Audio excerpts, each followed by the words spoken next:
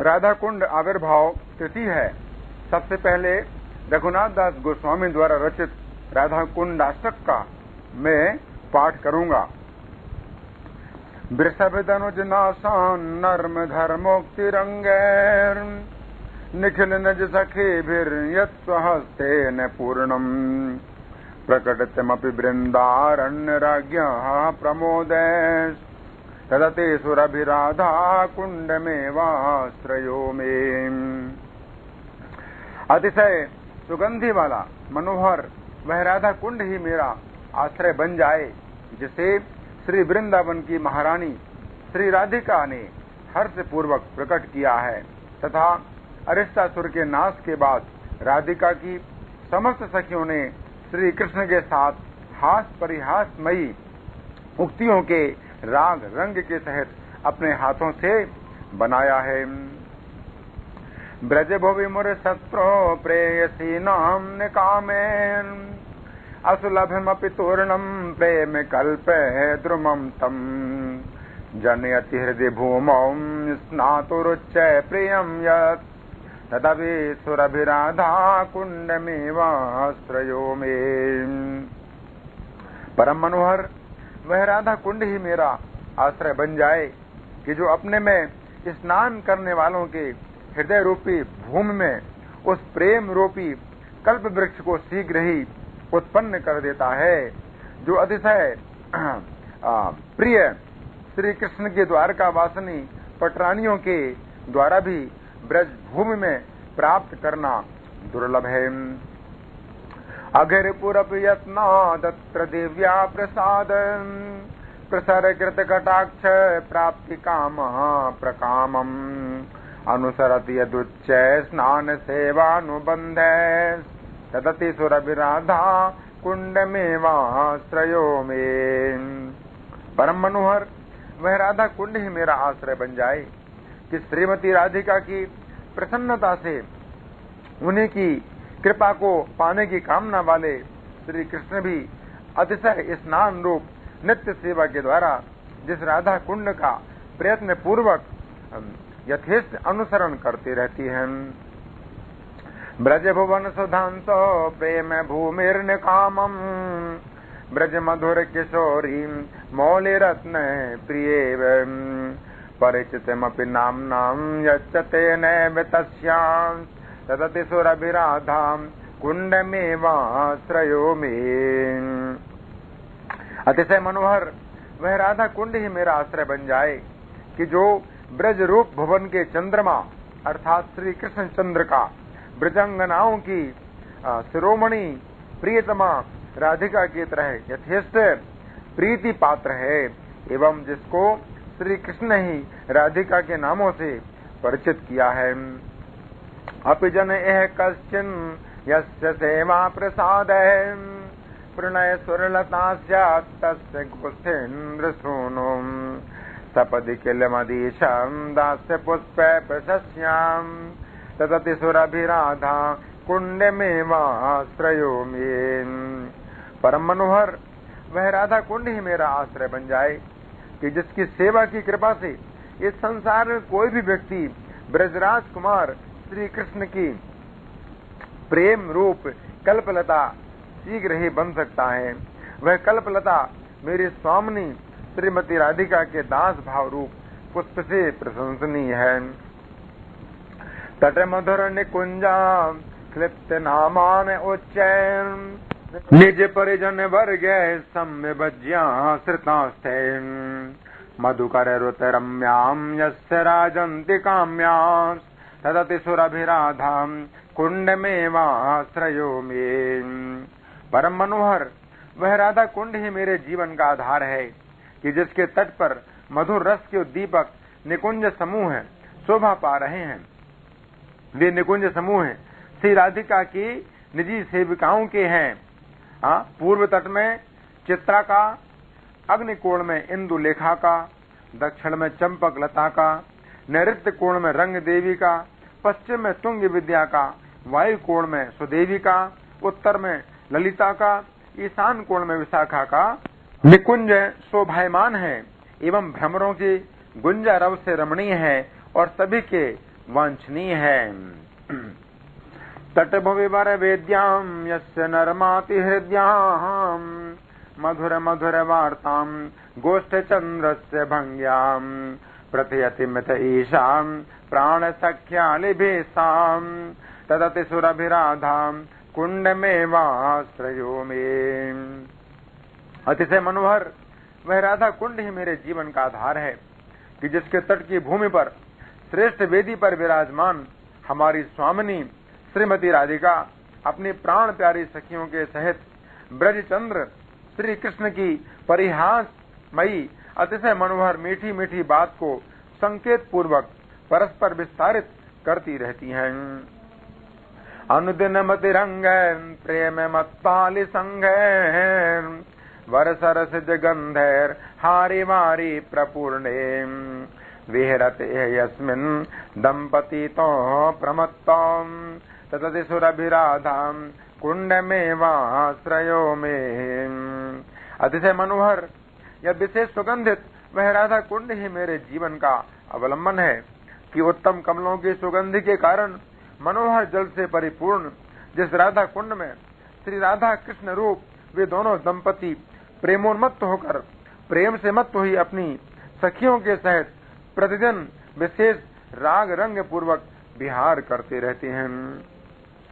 अविकलमति दिव्या चारु कुंडाष्टकम यहाँ परिपठत तदीयोल्लासि दास्यार्पितात्मा अचिरमिह शरीरें दर्शयत्येव तस्मै मधुरिपुरति मोदय श्लिष्यमाणां प्रियां ताम। जो व्यक्ति श्री राधिका के मनोहर दास्य भाव में अपने मन को लगाकर श्री राधिका के इस मनोहर राधा कुंड के अष्टक को स्थिर बुद्धि पूर्वक भाव से पढ़ता है उस व्यक्ति के लिए श्री कृष्ण इस शरीर में ही अतिशय हर्ष से युक्त निज प्रेयसी राधिका का शीघ्र ही दर्शन करा देते हैं। अब रूप गोस्वामी के द्वारा रचित उपदेशामृत के 11 श्लोकों में अंतिम 3 श्लोकों में राधा कुंड की महिमा का वर्णन हुआ है, तो उन 3 श्लोकों को मैं पढ़ रहा हूँ। वैकुंठांजनितो वरा मधुपुरे तत्रापि रासोत्सव वृंदारण्य मुदार पाणि रमणात् तत्रापि गोवर्धन राधा कुंड मेहापि गोकुल पते प्रेमामृता प्लावन कुर्यादस्य विराजतो गिरितटे सेवां विवेकी न कहा। तो यहाँ रूप गोस्वामी बताते हैं कि वैकुंठ से भी ज्यादा श्रेष्ठ मधुपुरी है। मधुपुरी मतलब मथुरा। तो मथुरा वैकुंठ का हिस्सा है, इस पृथ्वी का हिस्सा नहीं है। वैकुंठ जगत रूप गोस्वामी शुरू करते हैं वैकुंठ जगत से, क्योंकि ये जो जगत है ये तो भौतिक जगत बहुत ही अशुद्ध है। तो वैकुंठ जगत में जो मथुरापुरी है वो श्रेष्ठ है, क्योंकि वहां भगवान ने जन्म लिया था। फिर मथुरा से श्रेष्ठ वृंदावन मतलब मथुरा मंडल जो 84 कोस का है, तो उसमें 12 वन है। उनमें से वृंदावन दिव्य जंगल है, क्योंकि वहां कृष्ण ने रास लीला रचाई थी। और वृंदावन से भी श्रेष्ठ गोवर्धन पर्वत है। अब गोवर्धन पर्वत वृंदावन के अंदर है। तो रूप गोस्वामी एक प्रकार से चुनाव करते जा रहे हैं। पूरा जो आध्यात्मिक जगत है उसके अंदर मथुरापुरी सबसे श्रेष्ठ है, उसके अंदर वृंदावन और श्रेष्ठ है, और वृंदावन के अंदर गोवर्धन पर्वत और श्रेष्ठ है। क्यों? क्योंकि इसे श्री कृष्ण ने अपने दिव्य हाथों से उठाया और ये उनकी विविध प्रेममयी लीलाओं का स्थल रहा। और इन सबों में परम श्रेष्ठ श्री राधा कुंड है, क्योंकि यह गोकुल के स्वामी श्री कृष्ण की अमृतमय प्रेम से आप्लावित रहता है। कृष्ण प्रेम का जल है ये, कृष्ण प्रेम का जल है वो। तब भला कौन ऐसा बुद्धिमान व्यक्ति होगा जो गोवर्धन पर्वत के पाद मूल पर स्थित इस दैवी यानी दिव्य राधा कुंड का सेवन नहीं करना चाहेगा। समझे? अब तात्पर्य सुनिए, प्रभुपाद जी क्या लिखते हैं तात्पर्य में। आध्यात्मिक जगत यानी वैकुंठ भगवान की संपूर्ण सृष्टि के 3/4 भाग में फैला हुआ है। ठीक है, वैकुंठ क्षेत्र बहुत विस्तृत है। मतलब रूप गोस्वामी ने उसके अंदर वैकुंठ क्षेत्र के अंदर चुना कुछ क्षेत्र, उसके अंदर फिर कुछ और चुना, फिर और चुना, और अंत में चुना एक स्थल, वो क्या है? राधा कुंड। ठीक है ना। तो वैकुंठ क्षेत्र बहुत विस्तृत है। क्यों? संपूर्ण सृष्टि का 3/4 त्रिपाद विभूति है। 3/4 है, 1/4 है आध्यात्मिक जगत। और यह अत्यंत पूज्य क्षेत्र है वैकुंठ क्षेत्र। आध्यात्मिक जगत स्वभावतः भौतिक जगत से श्रेष्ठ है। ठीक है, ये तो है ही है। तो वो वैकुंठ है, मतलब आध्यात्मिक जगत। किंतु मथुरा और उसके निकटवर्ती क्षेत्र आध्यात्मिक जगत से श्रेष्ठ हैं, क्योंकि मथुरा में साक्षात भगवान प्रकट हुए थे। ये जो मथुरा मंडल है, ये इस भौतिक सृष्टि का अंग नहीं है। दिखाई पड़ रहा है कि भारतवर्ष के अंदर है मथुरा मंडल, लेकिन वास्तव में ये मथुरा मंडल इस पृथ्वी से अलग है। जब ये पृथ्वी डूब जाती है प्रलय के समुद्र में, तो समुद्र के ऊपर ये मथुरा मंडल रहता है। जब भगवान वराह ने अपनी दाढ़ में पृथ्वी को उठाया और ऊपर आ रहे थे, समुद्र के नीचे से समुद्र के ऊपर आ रहे थे, तो बहुत गहराई है, तो बहुत समय लगा। तो इस समय में पृथ्वी देवी ने भगवान वराह से बहुत प्रश्न किए और भगवान वराह उनके प्रश्नों का उत्तर देते रहे। तो पृथ्वी को एक जो है ना प्रश्न करते समय कुछ अभिमान हुआ। तो क्या कि मेरे बिना तो सृष्टि का कोई प्राणी नहीं रह सकता, मेरे ऊपर ही सब सृष्टि आधारित है ना। तो जब भगवान वराह पृथ्वी को समुद्र के ऊपर लाए, तो पृथ्वी ने देखा कि मथुरा मंडल जो है ना पूरा समुद्र के ऊपर दिखाई दे रहा है। तब पृथ्वी देवी ने कहा कि प्रभु, ये कौन सा क्षेत्र है जो मेरे बिना समुद्र के ऊपर है? तो भगवान वराह कहते हैं कि ये मेरा क्षेत्र है मथुरा मंडल, ये तुम्हारा क्षेत्र नहीं है, ये पृथ्वी से अलग है। दिखाई दे रहा है पृथ्वी में, लेकिन पृथ्वी से अलग है। तो फिर प्रभुपाद लिखते हैं कि मथुरा, वैकुंठ जगत में मथुरा मंडल, और फिर वृंदावन का जो जंगल है मथुरा से श्रेष्ठ है मथुरा में, क्योंकि ऐसे 12 वन हैं, तालवन, मधुवन, बहुलवन आदि, जो भगवान की विविध लीलाओं के लिए प्रसिद्ध हैं। इस प्रकार वृंदावन का आंतरिक भाग मथुरा से श्रेष्ठ माना जाता है, किंतु इन वनों से भी श्रेष्ठ गोवर्धन पर्वत है। गोवर्धन वृंदावन के अंदर है। ठीक है, तो वृंदावन के अंदर चुना है क्या? गोवर्धन पर्वत, क्योंकि कृष्ण ऐसे देवताओं के राजा इंद्र द्वारा क्रुद्ध होकर की गई मूसलाधार वर्षा से ब्रजवासियों की रक्षा करने के लिए अपने कमल सदृश सुंदर हाथ से छाते की भांति उठा लिया था। गोवर्धन पर्वत पर ही कृष्ण अपने गोप मित्रों के साथ गौएं चराते थे, और वहीं पर अपनी प्रियतमा श्री राधा के साथ प्रेममयी लीला किया करते थे। गोवर्धन पर्वत के पाद मूल पर स्थित राधा कुंड इन सबों से श्रेष्ठ है। गोवर्धन का ही एक स्थान क्या है? राधा कुंड, क्योंकि ये वही स्थान है जहां कृष्ण का ये प्रेम उफनता रहता है। ये कृष्ण प्रेम है, ये जल जो है ना राधा कुंड का क्या है? कृष्ण के प्रेम का जल है, जो कि उफन रहा है। उच्च कोटि के भक्त राधा कुंड में निवास करना चाहते हैं, क्योंकि ये स्थान कृष्ण तथा राधा के पारस्परिक नित्य प्रेम व्यापार की स्मृतियों का स्थल है। चैतन्य चरितामृत मध्य लीला में कहा गया है कि जब श्री चैतन्य महाप्रभु ने सर्वप्रथम वृंदावन भूमि के दर्शन किए, तो वे राधा कुंड की स्थिति का पता नहीं लगा पाए। चैतन्य महाप्रभु के दिल में चिंता क्या है? राधा कुंड का पता लगाने की, अभी लगा नहीं पाए। हालांकि तो स्वयं भगवान सर्वज्ञ है, लेकिन फिर भी मनुष्य की लीला में वो ऐसे दिखा रहे हैं कि उनको कोई चीज ऐसी है जो चाहिए उनको नहीं मिल रही। प्रभुपाद लिखते हैं इसका अर्थ है कि श्री चैतन्य महाप्रभु राधा कुंड की वास्तविक स्थिति की खोज में थे। जब चैतन्य महाप्रभु वृंदावन गए तो आप जानते हैं कि कैसा था वृंदावन उस समय, है जंगल था, कोई मंदिर नहीं और ना कोई घर मकान, जंगल। केवल एक मंदिर, वो भी छोटा सा, माधवेंद्रपुरी ने जब बनवाया गोवर्धन के ऊपर, है ना, गोवर्धन के ऊपर बनवाया था। अंत में जब उन्हें वह पवित्र स्थान मिल गया जहां पर एक छोटा सा ताल था, तो उन्होंने उस छोटे से ताल में स्नान किया और अपने भक्तों को बताया कि यही असली राधा कुंड है। तो उस समय क्या था कि धान के खेत था, धान के खेत थे वहां पर, है? और एक गोरी खेत कहलाता था, एक काली खेत कहलाता था। तो जो काली खेत था वो श्याम कुंड है और जो गोरी खेत था वो राधा कुंड है। गोरी खेत, खेत माने फील्ड, है ना, जहां खेती होती ना, धान की खेती होती थी।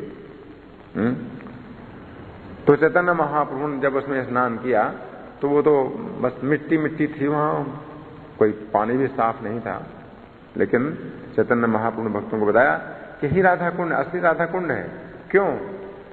चैतन्य महाप्रभु उसकी परीक्षा करते हैं, असली राधा कुंड कैसे है।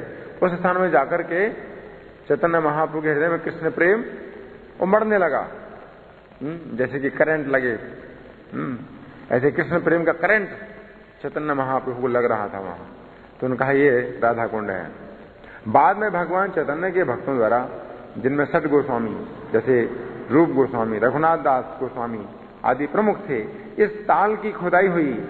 इस समय वहां पर राधा कुंड नाम से एक विशाल सरोवर है। श्रील रूप गोस्वामी ने राधा कुंड को इसलिए इतना महत्व प्रदान किया है क्योंकि श्री चैतन्य महाप्रभु इसे खोज निकालना चाहते थे। जब चैतन्य महाप्रभु ने इतना परिश्रम किया, बड़ी पूछताछ की, तब राधा कुंड का पता चला। तो इससे पता चलता है कि कितना महत्वपूर्ण है कि भगवान स्वयं जो है ना बहुत पूछताछ कर रहे हैं किसी चीज को जानने के लिए, मालूम करने के लिए। तब ऐसा कौन होगा जो राधा कुंड को छोड़कर अन्यत्र बात करना चाहिए। दिव्य बुद्धि से युक्त कोई भी व्यक्ति ऐसा नहीं करना चाहेगा। लेकिन राधा कुंड के महत्व को ना तो अन्य वैष्णव संप्रदाय वाले समझ सकते हैं और ना ही भगवान चैतन्य महाप्रभु की भक्ति में अरुचि रखने वाले लोग ही राधा कुंड के आध्यात्मिक महत्व तथा दिव्य प्रकृति को समझ सकेंगे। इस प्रकार राधा कुंड मुख्यतया गौड़ीय वैष्णवों द्वारा पूजित है, जो भगवान श्री कृष्ण चैतन्य महाप्रभु के अनुयायी हैं। जो दूसरे वैष्णव संप्रदाय हैं वो नहीं जानते इसके महत्व को। अब श्लोक संख्या 10 है रूप गोस्वामी का उपदेशामृत में। कर्मेभ्य परितो हरे प्रियतया व्यक्तिम ययुर्ज्ञानिन तेभ्यो ज्ञान विमुक्त भक्ति परमा प्रेमैक निष्ठा सतः तेभ्यस्ता पशुपाल पंकज दृशन ताभ्योऽपि साराधिका प्रेष्ठा तन्वदीयं तदीय सरसीम ताम नाश्रयेत कहा कृति। शास्त्रों का कथन है कि सभी प्रकार के सकाम कर्मियों में परमेश्वर हरि उसका पक्षपात करते हैं जो जीवन के उच्च ज्ञान में बढ़ा चढ़ा होता है। कर्मी से श्रेष्ठ ज्ञानी है। कर्मी का मतलब क्या है? जो स्वर्ग पाना चाहता है, पुण्य कर्म करके स्वर्ग प्राप्त करना चाहता है, उसे श्रेष्ठ ज्ञानी है। क्यों? क्योंकि ज्ञानी जन्म मरण से मुक्त होना चाहता है। फिर ऐसे अनेक ज्ञानियों में से जो अपने ज्ञान के बल पर मुक्त हो जाता है, और फिर वो कभी कभी भक्ति ग्रहण करता है, तो वो इनसे श्रेष्ठ है। किंतु जिसने कृष्ण का शुद्ध प्रेम प्राप्त कर लिया है वो उससे भी श्रेष्ठ है। गोपियां समस्त उच्चतर भक्तों से पूज्य हैं, उनमें गोपियां, क्योंकि वे सदैव गोपाल कृष्ण पर आश्रित रहती हैं। गोपियों में से श्रीमती राधा रानी कृष्ण को अत्यंत प्रिय हैं और ये उनका कुंड जो है, क्या, राधा कुंड, कृष्ण को उसी प्रकार अत्यधिक प्रिय है जिस तरह गोपियों में ये राधा रानी सर्वाधिक प्रिय हैं। तो कौन ऐसा है जो राधा कुंड में नहीं रहना चाहेगा और उल्लासमय भक्ति भाव से पूरित आध्यात्मिक शरीर द्वारा श्री राधा गोविंद दैवी युगल की प्रेममयी सेवा करना नहीं चाहेगा, जो नित्य ही अपनी अष्टकालीय लीला संपन्न करते हैं। निस्संदेह जो लोग राधा कुंड के तट पर भक्ति करते हैं वे ब्रह्मांड में सर्वाधिक भाग्यशाली व्यक्ति हैं। इन्हीं बातों को जो ना पढ़ करके कई प्रभुपाद के जो शिष्य थे और भी इस्कॉन के भक्त हैं वो राधा कुंड को छोड़ करके राधा कुंड में चले गए, इस्कॉन को छोड़ दिया। तो एक इस पर भी हम चर्चा करेंगे। एक ये भी जो है ना बड़ा अज्ञान है। प्रभुपाद जी ने कभी ये भी कहा कि राधा कुंड में तुम रह रहे हो तो राधा कुंड में पहले से ही बहुत से बंदर रहते हैं।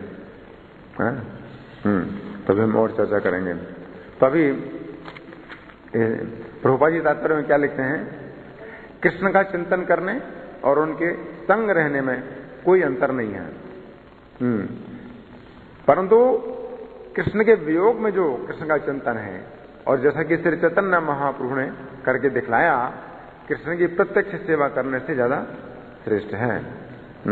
हरि बोल। तुम खड़े हो जाओ, इधर खड़े हो, इधर या इधर खड़े हो। हाँ, तो कृष्ण के वियोग में कृष्ण का चिंतन करना कृष्ण की प्रत्यक्ष सेवा से ज्यादा श्रेष्ठ है।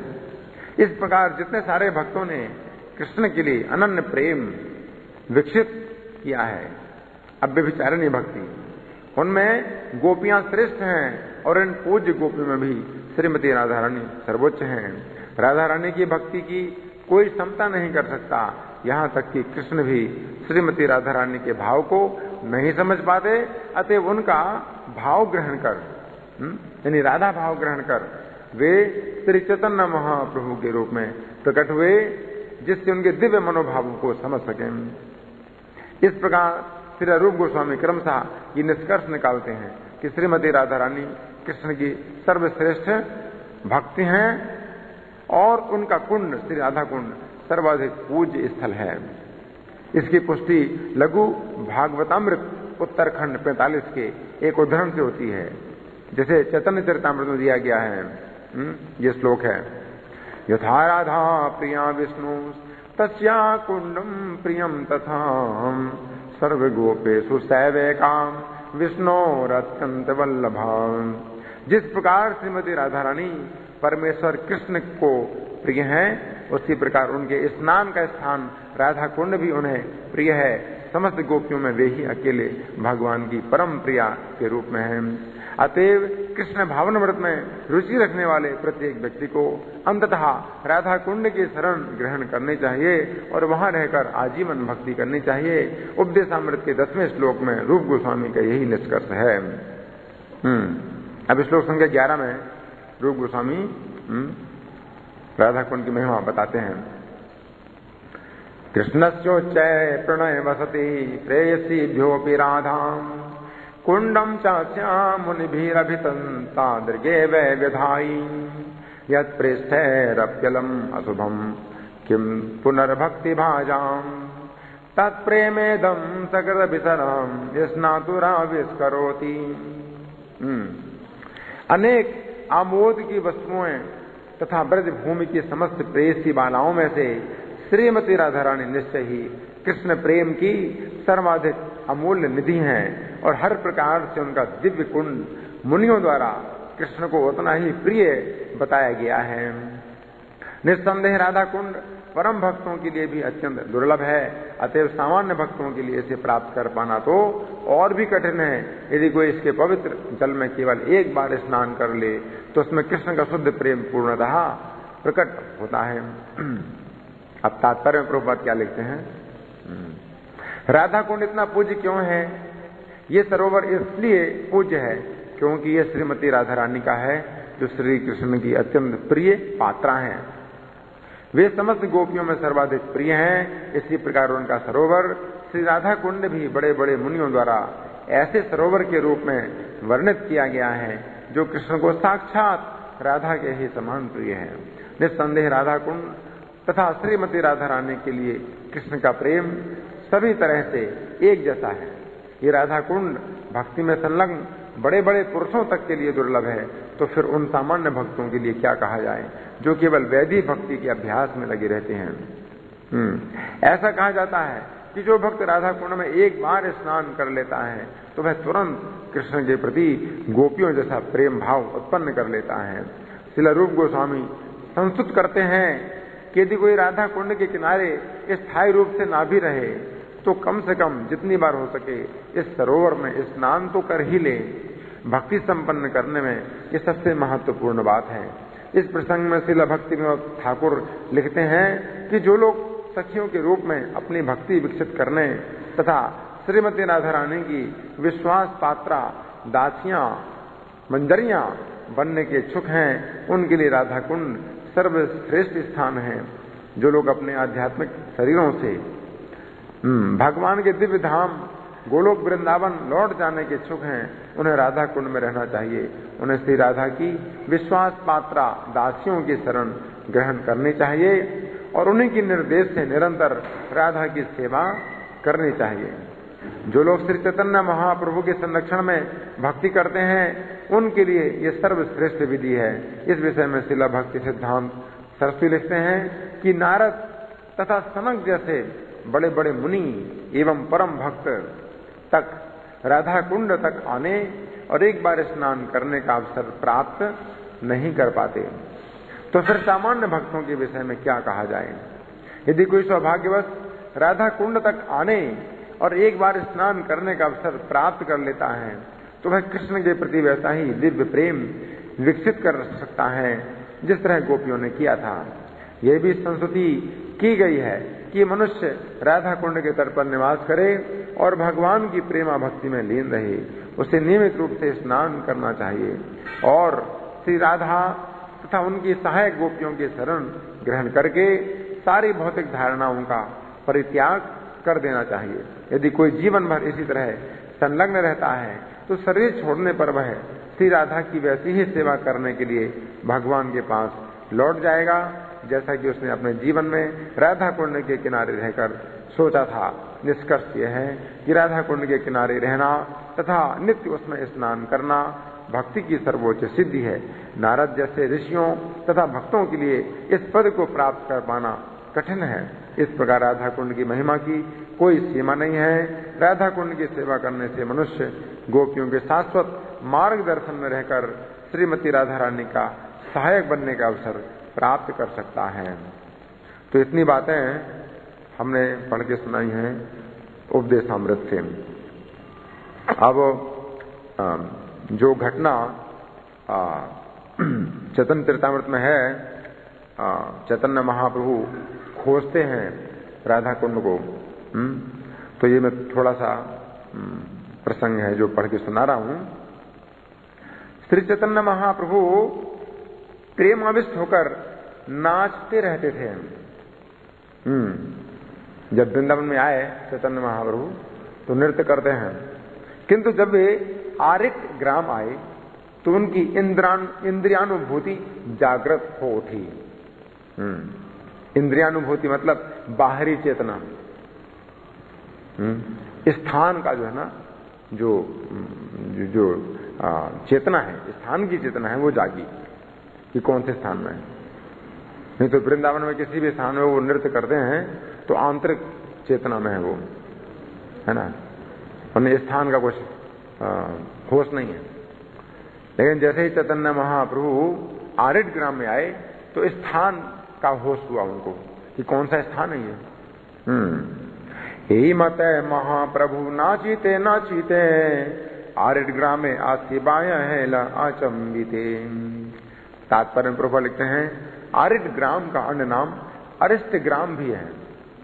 महाप्रभु को उस गांव में ज्ञात हुआ कि वहीं पर श्री कृष्ण ने अरिष्टासुर का वध किया था। अरिष्टासुर का वध किया था तो इसका मतलब है कि वो स्थान है राधा कुंड का, क्योंकि अरिष्टासुर का जिस स्थान में वध किया भगवान ने उस स्थान में गोपियों ने भगवान से मजाक किया कि आपने तो बैल की हत्या की है, आपके हाथ अशुद्ध हैं, आप हमको स्पर्श नहीं करना। भगवान से कहते हैं गोपियां। अरिष्टासुर का वध किया था। यहां रहते हुए महाप्रभु ने राधा कुंड के विषय में पूछताछ की, किंतु कोई भी उन्हें बता ना सका। जितने निवासी थे वो सब अशिक्षित थे। वो कृष्ण की लीलाओं को भी नहीं जानते थे, ना कोई लीला स्थल को जानते थे, तो कोई नहीं जानता है। अरिष्ट ग्राम को भी उन्होंने जो है आरिट ग्राम नाम रखा था, तो आरिट ग्राम से भी कोई नहीं जानता कि अरिष्टासुर का वध किया था भगवान ने।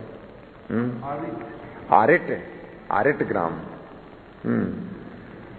यहां तक कि उनके साथ का ब्राह्मण भी उसका आता पता तय ना कर सका। तब महाप्रभु की समझ में आया कि राधा कुंड तथा श्याम कुंड नामक पवित्र स्थल लोगों की स्मृति से ओझल हो चुके हैं। अतः उन्होंने इन दोनों कुंडों की खोज 2 धान के खेतों में की। यद्यपि इनमें बहुत कम जल था, किंतु महाप्रभु सर्वज्ञ थे और समझ सकते थे कि पूर्व काल में ये दोनों कुंड श्री राधा कुंड तथा श्याम कुंड कहलाते थे। इस तरह इन कुंडों की खोज हुई। महाप्रभु ने स्थानीय लोगों से पूछा कि राधा कुंड कहाँ है, किंतु उन्हें कोई भी ना बता सका। उनके साथ रहने वाला ब्राह्मण भी कुछ नहीं जानता था। आरिटे राधा कृष्ण वार्ता पूछे लोक स्थाने, कहे नाही कहे संगे ब्राह्मण न जाने। तब महाप्रभु समझ गए कि राधा कुंड नामक तीर्थ स्थल लुप्त हो चुका है, किंतु सर्वज्ञ भगवान होने के नाते महाप्रभु ने 2 धान के खेतों में राधा कुंड तथा श्याम कुंड खोज निकाला। उनमें बहुत कम जल था, किंतु महाप्रभु ने वहां स्नान किया। तीर्थ लुप्त जाने प्रभु सर्वज्ञ भगवान, 2 धान क्षेत्र अल्प जल कैला स्नान। जब लोगों ने धान के खेतों के बीच स्थित 2 कुंडों में महाप्रभु को स्नान करते देखा तो वे अत्यधिक आश्चर्यचकित हुए। तब महाप्रभु ने श्री राधा कुंड की स्तुति की। ये पहली बार ये जो ना ये घटना है कि राधा कुंड को कोई व्यक्ति पहचान रहा है, स्नान कर रहा है, स्तुति प्रार्थना कर रहा है। देखिए सब ग्राम में लोग विस्मल है मन, प्रेमे प्रभु करे राधा कुंडे रस्तावन। उस समय तो केवल 3 ही स्थल या 3 ही पवित्र चीजें ज्ञात थी लोगों को। एक तो जमुना जी और गोवर्धन पर्वत और ब्रज रज, बस 3 ही चीजें की जानकारी थी और कुछ लीला स्थलियां पता नहीं थी लोगों को। तो राधा कुंड का आविष्कार सबसे पहले चैतन्य महाप्रभु ने किया, स्नान किया और जो है समस्त गोपियों में राधा रानी सर्वाधिक प्रिय हैं। इसी तरह राधा कुंड भी भगवान को प्रिय है, क्योंकि श्रीमती राधा रानी को अत्यंत प्रिय है। सबे गोपी है ते राधा कृष्ण प्रेयसी, तैसे राधा कुंड प्रिय प्रिया रे। श्रीमती राधा रानी भगवान कृष्ण को अत्यंत प्रिय हैं और राधा कुंड भी उन्हें अत्यधिक प्रिय है। समस्त गोपियों में श्रीमती राधा रानी निश्चित रूप से अत्यंत प्रिय। यथा राधा प्रिया विष्णु तस्या कुंडम प्रियम तथा सर्व गोपेशु सैवैका विष्णु अत्यंत बल्लभा। ये श्लोक पद्म पुराण का है।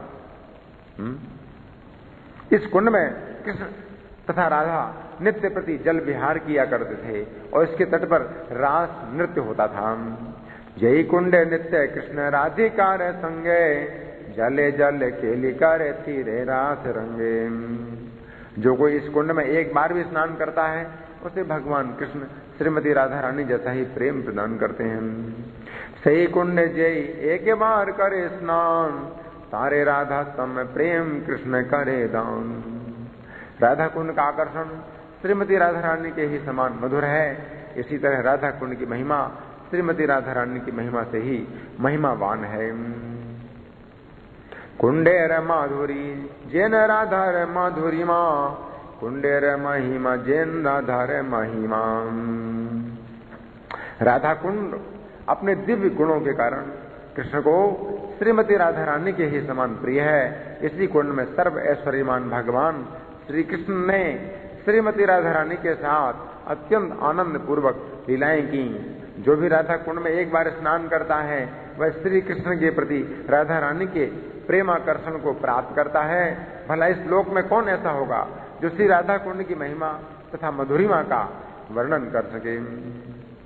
श्री राधे विहारे सदीय सरसीम प्रेष्ठान्भुत स्वैर्गुण यश्याम श्रीयुत माधवेन्द्रुरनिसम प्रीत्या तया क्रीडति प्रेमास्मिन् मतराधिके लभते यस्या सकृत स्नान कृन् तस्या वे महिमा तथा मधुरिमा केनास्तु वर्ण्यचितौ।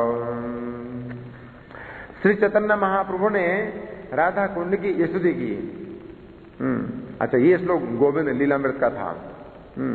तो चैतन्य महाप्रभु ने राधा कुंड की स्तुति की। प्रेमाविष्ट होकर वे राधा कुंड के किनारे कृष्ण द्वारा संपन्न लीलाओं का स्मरण करके नाचने लगे। हे मत स्तुति करे प्रेमाविष्ट हैया हीरे नृत्य करे कुंड लीला संगरिया। इसके बाद महाप्रभु ने राधा कुंड की मिट्टी से अपने शरीर पर तिलक लगाया और बलभद्र भट्टाचार्य की सहायता से उस कुंड से कुछ मिट्टी एकत्र की तथा उसे अपने साथ लेते आए। कुंडेर मृत्तिका नैया तिलक करीला भट्टाचार्य द्वारा मृत्तिका संग करी लैला। तो इतना जो प्रसंग था ये मैंने चैतन्य चरितामृत से पढ़ के सुनाया है। अब हम चर्चा करेंगे राधा कुंड की उत्पत्ति। भगवान कृष्ण की ऐसी कौन सी लीला थी जिससे राधा कुंड उत्पन्न हुआ। तो ये अरिष्ट ग्राम है, जिस स्थान का नाम अरिष्ट ग्राम है, ये नाम पड़ा क्यों? क्योंकि भगवान ने अरिष्टासुर का वध किया था। तो आप जानते हैं अरिष्टासुर किस रूप में आया था? बैल के रूप में आया था और गौओं को त्रास दे रहा था, ब्रजवासियों को भी त्रास दे रहा था, बड़े बड़े घरों को भी उखाड़ रहा था अपने सींगों से और अपने खुरों से भी जमीन को जो ना खोद रहा था। तो भगवान ने उसका वध किया। तो शाम का समय था जब भगवान ने अरिष्टासुर का वध किया और उसके बाद फिर जो है भगवान लीला करते हैं गोपियों के साथ। तो जहां गोपियां और राधा रानी मिली उसी स्थान में, तो उनको याद आया कि इन्होंने तो बैल का वध किया था।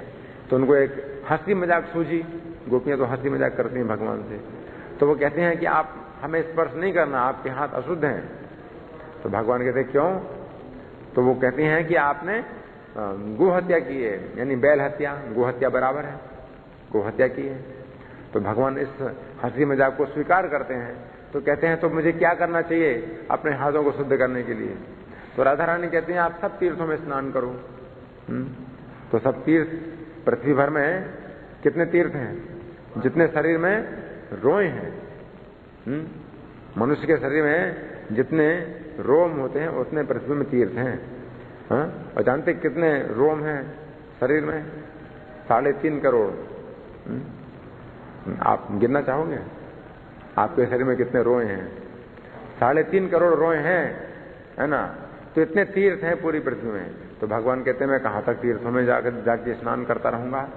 मैं सबको ही बुला लेता हूं। तो भगवान ने अपने बायां पैर मारा जमीन में और गड्ढा कर दिया और सब तीर्थों को बुलाया। तो सब तीर्थ आए हाथ जोड़ करके कि हमारा सौभाग्य आपने हमें याद किया, क्या सेवा करें आपकी। तो भगवान कहते हैं इस गड्ढे को भरो। तो सब तीर्थों ने अपना थोड़ा थोड़ा जल डाला तो गड्ढा भर गया। तो वो कहलाया श्याम कुंड। तो भगवान ने उसमें स्नान किया और स्नान करके आ गए गोपियों के पास और कहते हैं कि देखो मैं तो शुद्ध हो गया, लेकिन तुम्हारी राधा रानी तो शुद्ध नहीं हुई, वो तो अशुद्ध है। तो गोपियां कहती हमारी राधा रानी ने थोड़ी बैल की हत्या की थी, आपने की थी बैल हत्या। तो भगवान कहते हैं कि देखो प्रजा कोई पाप करे तो राजा को लगता है कि प्रजा के जो शुभ अशुभ कर्म है तो राजा उनका 6वां अंश लेता है, ठीक है ना। तो जो वृंदावन की अधीश्वरी तो राधा रानी है, हम तो प्रजा हैं, तो राधा रानी को तो पाप लगा। तो राधा रानी को जो है ना कुछ करना पड़ेगा शुद्ध होने के लिए। तो गोपियों ने विचार किया कि हाँ भाई राधा रानी को तो दोष लग गया, तो राधा रानी के लिए क्या किया जाए। तो वो अब इनके पास इतना पुरुषार्थ नहीं था कि जैसे भगवान ने पैर मारा तो गड्ढा कर दिया, ऐसे गोपियों के पास तो पुरुषार्थ नहीं है, स्त्रियां हैं, अबलाएं हैं। तो उन्होंने जो है पास में ही एक गड्ढा बना था। अरिष्टासुर ने अपने पैर से जो बनाया था, पैर से जमीन खोदता था ना, तो वो गड्ढा पहले से बना था, फिर उसको और बढ़ाया, अपनी चूड़ियां तोड़ करके उसको गड्ढे को और गहरा किया। इस तरह से जो है वो राधा कुंड का गड्ढा बना। इसके बाद जितने तीर्थ थे वो सब राधा रानी से प्रार्थना करने लगे कि हमें आदेश दो तो आपके गड्ढे को हम भरें। तो राधा रानी आदेश से वो श्याम कुंड का जो तट था उसको तोड़ करके पानी आता है राधा कुंड में। राधा कुंड इस प्रकार से भरता है। तो गोपियों ने और राधा रानी ने बड़ी मेहनत की थी, अपने हाथ से चूड़ियों से टूटी हुई चूड़ियों से खोद करके गड्ढा बनाया था। रात के 12 बज गए, इतना परिश्रम किया। तो रात के 12 बजे जो है वो राधा कुंड का आविर्भाव हुआ, है ना। तो साल में एक दिन ऐसा आता है कि रात के 12 बजे राधा कुंड का जो आविर्भाव जो समय है ये माना जाता है। और पृथ्वी भर के जितने तीर्थ हैं वो सब उस समय आते हैं। तो उस समय का जो स्नान है वो आप समझे कैसा स्नान होता है। 3.5 करोड़ तीर्थों में स्नान के बराबर है वो। राधा कुंड का जो बहुलाष्टमी की 12 बजे रात में जो स्नान होता है, तो इसका बहुत ही महत्व है। इसके बाद फिर भगवान कृष्ण जब चले जाते हैं अपने धाम में इस पृथ्वी को छोड़ करके, तो आप जानते हैं वो पूरी भूमि भी चली गई, है ना। 84 कोष की ब्रज भूमि थी वो भी चली गई, तो वो सब लीला स्थलियां वो भी चली गई। अब ना तो वो भूमि है ना, और ना वो निवासी हैं।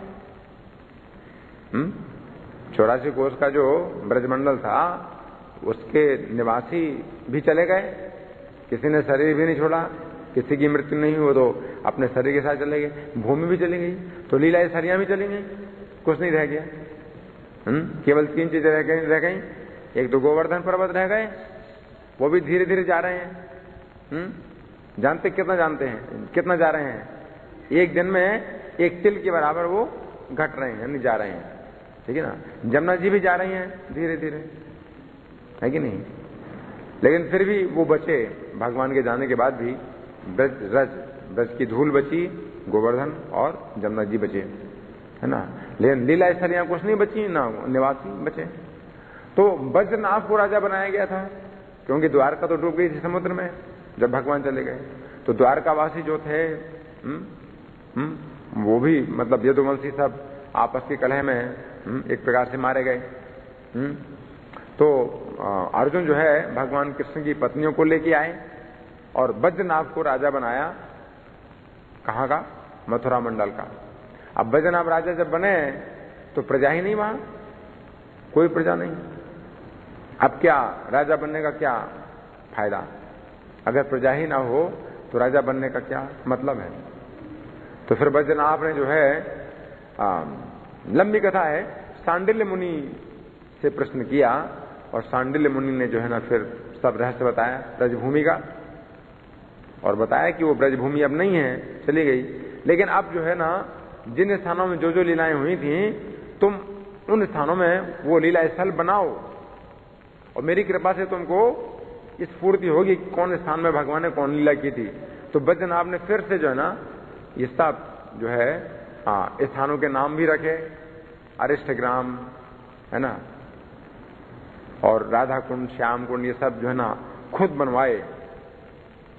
भगवान के श्री विग्रहों की स्थापना करवाई।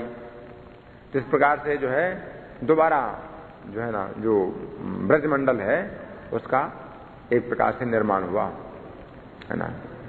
लेकिन फिर 500 साल पहले जब चैतन्य महाप्रभु थे तो उससे पहले जो आक्रमण हुए मुसलमानों के, उन्होंने फिर जो है ना सब उजाड़ दिया था। और फिर से लीला स्थल सब लुप्त हो गए थे और फिर जंगल जैसा हो गया था बिल्कुल। तो उस समय फिर जो है चैतन्य महाप्रभु ने राधा कुंड और श्याम कुंड को खोजा और नामकरण किया, राधा कुंड श्याम कुंड के। और रघुनाथ दास गोस्वामी राधा कुंड के तट पर ही भजन करते थे। राधा कुंड के तट पर भजन करते थे, है ना। तो कैसे भजन करते थे कि सवेरे सवेरे बैठ जाते थे और अपना जाप करना शुरू कर देते थे, और फिर उनको पता नहीं चलता था, खुले मैदान में बैठ करके जाप करते थे। उन्हें पता नहीं चलता था कि कब फिर सूर्योदय हुआ और कब सूर्यास्त हुआ। और गर्मी के दिनों में भी इतनी तेज धूप होती थी, उनको पता नहीं चलता था, वो अपने भजन में मस्त हो जाते थे।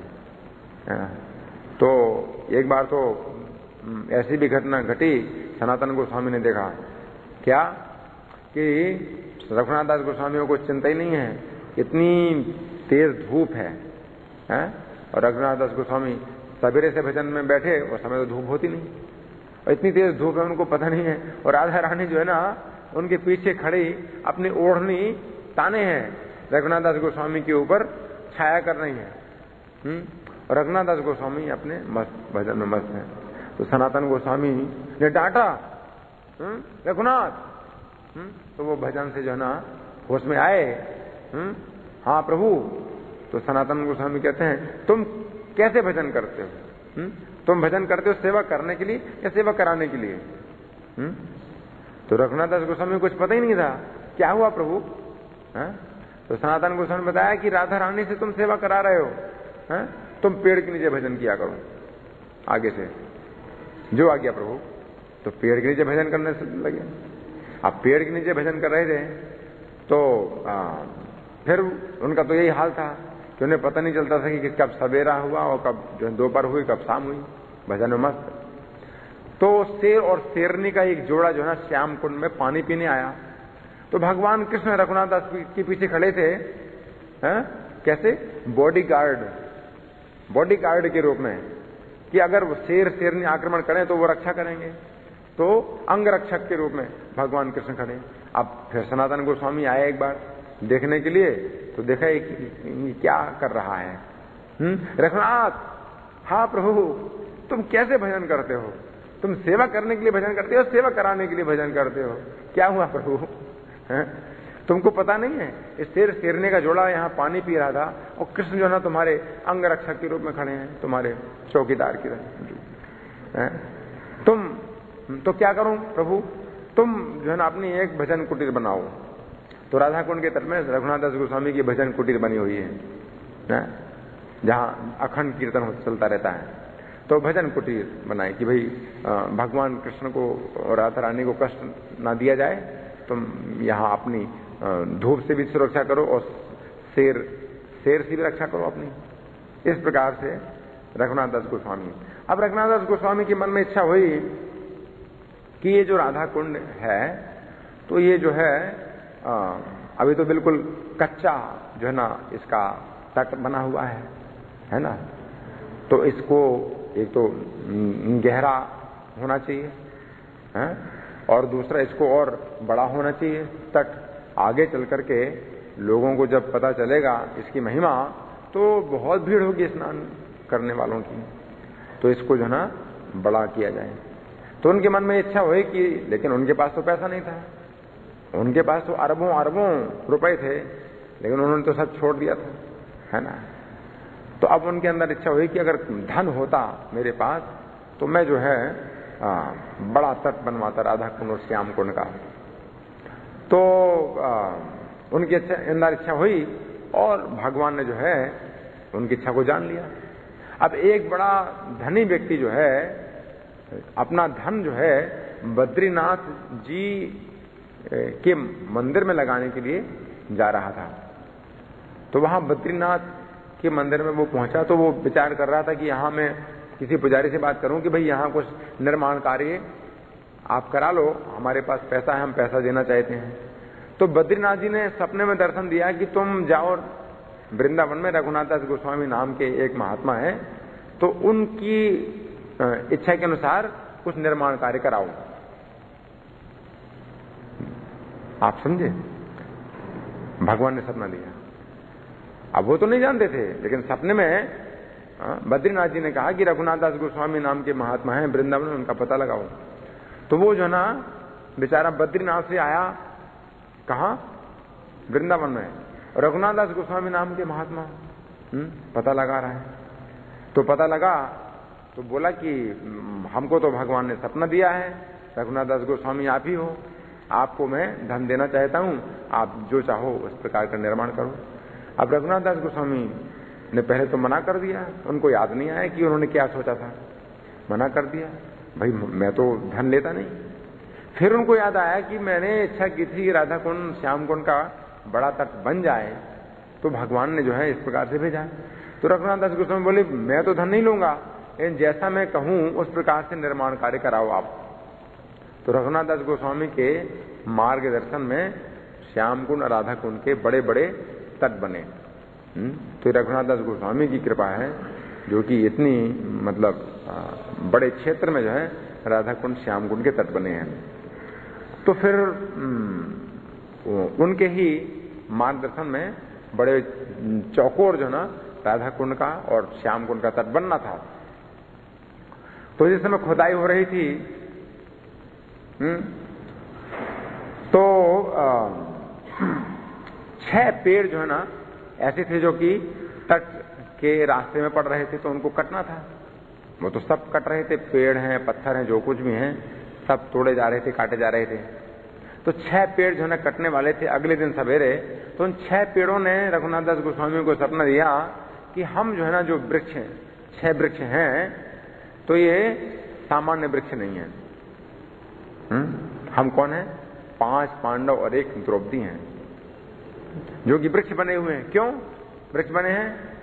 ब्रज प्रेम को सिद्ध करने के लिए हमने वृक्ष रूप में अवतार लिया है। तो हमें नहीं काटना।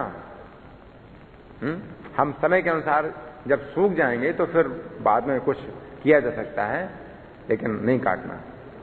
तो रघुनाथ दास गोस्वामी ने इस प्रकार से 6 वृक्षों को छोड़ दिया कटने से, इसलिए श्याम कुंड का जो तट है वो टेढ़ा है, इस कारण से, है ना। फिर जब खुदाई हो रही थी तो काफी नीचे से वो खुदाई कर रहे थे वो तट को जो है ना मतलब पक्का बनाने के लिए। तो एक शिला जो है ना मिली जिसको काटने से क्या हुआ, खून निकलने लगा। तो रघुनाथ दास गोस्वामी ने खुदाई रुकवा दी कि भाई खुदाई बंद करा दो। तो रात में सपना हुआ, भगवान कृष्ण ने बताया रघुनाथ दास गोस्वामी को कि ये गोवर्धन पर्वत की जिह्वा है। गोवर्धन पर्वत जो नीचे जा रहे हैं ना, तो क्रौंच पक्षी के आकार का इनका रूप है गोवर्धन पर्वत का। तो जो जीव है गोवर्धन की वो एक शिला थी जो कि मतलब कट गई थी, तो उससे खून निकल रहा था। तो फिर भगवान कृष्ण के आदेश से रघुनाथ दास गोस्वामी ने उस जो कटा हुआ जो शिला का जो टुकड़ा था उसको मंदिर बनवा दिया। तो श्याम कुंड की परिक्रमा में वो जेहवा मंदिर मिलता है, वो जेहवा मंदिर है श्याम कुंड की परिक्रमा में या राधा कुंड की परिक्रमा में, जहां भी हो जेहवा मंदिर है वो। तो वो जो शिला है, जो कटी हुई शिला है, टुकड़ा है, तो उसमें जैसे जेहवा में कई रंगीन रेखाएं होती है ना, आपके जीव में भी नीली लाल रेखाएं होंगी। अब आप जब जीव निकालते हो तो आप देखते हो कि इसमें कई रंग की रेखाएं दिखाई पड़ती हैं। तो उस शिला में भी जो ना टेढ़ी टेढ़ी और कई रंग की रेखाएं हैं जैसे जीव जैसा। तो गोवर्धन जी की जो शिला है जो कि मतलब वो टुकड़ा जो है ना निकल गया, तो उसकी पूजा होती है, वो जेहवा मंदिर रघुनाथ दास गोस्वामी ने बनवाया। अब वो स्नान जो है ना करने के लिए कभी कभी प्रभुपाद ने मना भी किया कि राधा कुंड में स्नान नहीं करना चाहिए, क्योंकि एक बार प्रभुपाद जी जब अपने विदेशी शिष्यों के साथ स्नान कर रहे थे राधा कुंड में, तो उनके शिष्यों ने जो है ना उसको क्या समझ लिया, स्विमिंग पूल समझते हो, बस तैरना है, मजा लेना है, तो अपना छलांग लगाते हैं, उछलते कूदते हैं और तैरते हैं। तो प्रभुपाद ने देखा कि अरे इन लोगों की तो जो है चेतना वही है बंदरों जैसी, है ना, इसलिए उन्होंने फिर मना कर दिया कि नहीं, स्नान नहीं करना राधा कुंड में। तो सबसे अच्छा यही है, सुरक्षा की अपराध ना हो, क्या किया जाए, राधा कुंड का दर्शन किया जाए, राधा कुंड को दूर से प्रणाम किया जाए, और कुछ छींटे, कुछ बूंदे जो है ना अपने सिर में डाली जाएं। अब उपदेशामृत में कुछ ऐसी बातें लिखी हैं, और प्रभुपाद जी भी समर्थन कर रहे हैं कि राधा कुंड में निवास करना चाहिए। तो बहुत से जो है ना भक्तों ने इस प्रकार के जो है ना विचार से इस कुंड को छोड़ करके राधा कुंड में निवास करने लगे। तो ये प्रभुपाद जी के जो है प्रसन्नता के अनुसार नहीं है, ये प्रभुपाद जी की प्रसन्नता नहीं है इस प्रकार से कि आप इस कुंड छोड़ करके राधा कुंड में निवास करो, है ना। तो कभी किसी शिष्य ने प्रभुपाद से कहा कि मैं राधा कुंड में निवास करना चाहता हूं, तो प्रभुपाद ने कहा कि राधा कुंड में पहले से ही बहुत से बंदर हैं, क्योंकि राधा कुंड में निवास करने की कुछ विधि भी तो है ना। लेकिन अगर राधा कुंड में निवास करते हुए भी अगर मन में वही सांसारिक विषयों का अगर चिंतन हो रहा है ना, तो फिर वो राधा कुंड में निवास थोड़ी हुआ, है कि नहीं। तो इस प्रकार से जो है राधा कुंड में बहुत से बंदर हैं। तो आप जानते हैं कौन है वो? ऐसे ही लोग हैं जो राधा कुंड में निवास करते हैं, लेकिन उनका जो मन है वो भौतिक विचारों से दूषित है ना। तो इसलिए हमें कोई भी कार्य ऐसे नहीं करना चाहिए कि भाई प्रभुपाद ने ये पुस्तक में लिखा है तो हम ऐसा करें। नहीं, कोई भी कार्य करने के लिए हमें शास्त्र, साधु, आचार्य तीनों से सम्मति लेनी चाहिए। प्रभुपाद की पुस्तकें शास्त्र हैं, लेकिन इसके साथ साथ आचार्य हैं और जो है ना साधु हैं, तो उनका भी जो है ना हमें क्या है समर्थन लेना चाहिए, अनुमति लेना चाहिए, तब कोई कार्य करना चाहिए। प्रभुपाद नहीं चाहते हैं कि हम लोग जो है इस कुंड को छोड़ करके राधा कुंड में भजन करें बैठ करके। अगर प्रभुपाद नहीं चाहते हैं और हम अगर ऐसा करने का प्रयास करेंगे तो उल्टा ही परिणाम होगा, ठीक है ना। अब किसी की कोई चर्चा है इसके बारे में? हाँ, इनका अच्छा प्रश्न है कि हमने इसमें प्रभुपाद के तात्पर्य में पढ़ा है कि जो मंजरी बनने के इच्छुक हैं उनको राधा कुंड का सेवन करना चाहिए। हाँ, अब जो मंजरी बनने के इच्छुक हैं तो वो भी ऐसे नहीं है कि भाई हम इच्छा करें, वो इच्छा होनी चाहिए, और जो हैं जिनका स्वरूप है उनके अंदर इच्छा होगी। आप समझे ना, जैसे कि हमने भीष्म जी की प्रार्थना पढ़ी, तो भीष्म जी ने इच्छा थोड़ी करी कि हम जो है ना गोपी बन जाएं, लेकिन गोपियों के साथ कृष्ण का जो रास नृत्य है उसका उन्होंने फिर भी गुणगान किया और गोपियों के सौभाग्य की सराहना की, है ना। कुंती माता है तो यशोदा का जो है ना सौभाग्य की सराहना कर रही है कि कितना सौभाग्य यशोदा का है कि कृष्ण को बांध रही है। कुंती माता ने तो इच्छा नहीं की कि वो भी यशोदा के समान स्थान प्राप्त करें, है ना। तो ऐसा नहीं है, भक्त लोग जो है ना एक दूसरे की स्त्री की सराहना करते हैं और जो है प्रशंसा करते हैं, लेकिन कभी इच्छा नहीं करते हैं। जो सच्चा भक्त है वो अपने को किसी प्रकार योग्य नहीं मानता है, वो यही मानता है कि मैं भक्तों के भक्तों का भक्त बनूं, दास के दास का दास बनूं। फिर अगर उसके अंदर कुछ योग्यता होगी तो वो स्वतः जो है ना जागृत होगी उसके अंदर, और वो जो है ना फिर पाना चाहेगा। तो वो इस प्रकार की है जैसे कि आपको भूख लग रही है तो भूख का अनुभव आप खुद करोगे ना। ये नहीं है कि भाई मुझे भूख लगी है, ये इनको भूख लगी तो मुझे भूख लगी है। तो ऐसा तो नहीं है। तो ये चीज नकल करने से नहीं होता है। तो जो साहजियां हैं वो जो है ना नकलची होते हैं। तो इसलिए जो है जो साहजिया का जो सिद्धांत है तो उसका प्रभुपाद ने हमेशा विरोध किया है। तो ऐसा नहीं करना चाहिए कभी भी। अगर हमारा जो स्वरूप है, अगर भगवान के जो है ना सेवा में कोई एक जो है ना तुच्छ सेवक के रूप में है तो हम उसी में संतुष्ट हैं, है कि नहीं। तो हनुमान जी जैसे हैं, एक बानर हैं, तो अपने उसी रूप में संतुष्ट हैं, वो नहीं सोचते हैं कि वे जो है ना उससे आगे बढ़ें। तो जो असली भक्त है वो अपनी स्थिति में रह करके ही वो जो है भगवान को प्रसन्न करना चाहता है, अपनी योग्यता के अनुसार वो इच्छा नहीं करता। तो मुझे याद आ रहा है कि गोवर्धन की वो शिला कैसे निकली जिससे खून निकल रहा था। हाँ, रघुनाथ दास गोस्वामी शौच जाने के लिए जल श्याम कुंड से लेते थे, परंतु फिर उन्होंने विचार किया कि अपराध है कि वे अपने शौच के लिए श्याम कुंड का जल लेते हैं।